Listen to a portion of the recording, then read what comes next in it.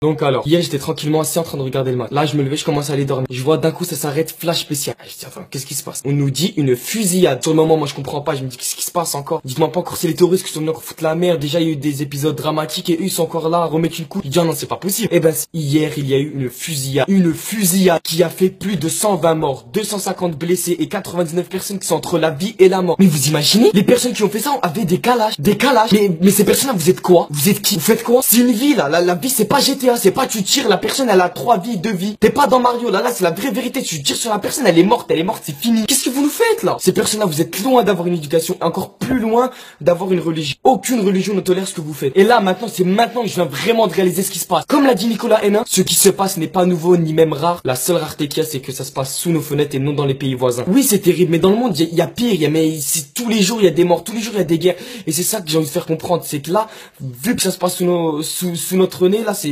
on commence à réaliser. Là on est en train de se dire qu'en 2015, il y a toujours des morts, il y a toujours des guerres, il y a pas de paix. Ouais, c'est terrible. Moi, quand j'entends mort, guerre, je pense à 1800, 1900, le passé quoi. Maintenant quand nos enfants seront à l'école, vous vous dites que eux ils vont apprendre en histoire, en 2015 il y a eu une fusillade, il y a eu Charlie Hebdo, mais c'est n'importe quoi. C'est devenu pitoyable. Le monde là il est vraiment parti, mais on peut le dire, il est vraiment parti en cacahuète. C'est un truc de malade. Vous imaginez dans le monde où nous vivons là? Maintenant à chaque fois qu'on va sortir on se dit punaise, est-ce que ça va m'arriver? On se dit, putain, t'imagines, je tombe moi aussi sur une fusillade, sur un attentat. On peut plus sortir en sécurité. Mais là, le pire, c'est que je pense aux familles qui ont perdu leurs proches, à leurs yeux des êtres chers, à qui ils donneraient leur vie pour eux, qui sont partis, comme ça. En un soir, qui sont partis, c'est fini. C'est triste. Les gens qui ont fait ça, il y a même pas de mots pour les décrire. Imaginez, par exemple, il y a une mère qui a donné une place de concert à son fils, qui lui a offert un cadeau. Le fils est parti, le soir même, elle apprend que son fils, il est mort.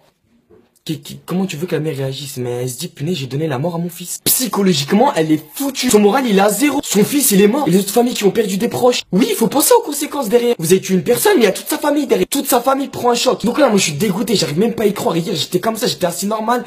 D'un coup, flash spécial, fusillade.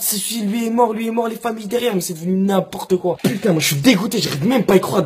Voir ce qui se passe en ce moment, en 2015. Sous notre nez en plus. Je vais en faire combien des vidéos comme ça? Je vais en faire combien? Cette vidéo, elle a pas lieu d'être comme ces attentats. Bonne soirée. Et un grand courage aux familles qui ont perdu leurs proches. Toutes mes condoléances les plus sincères.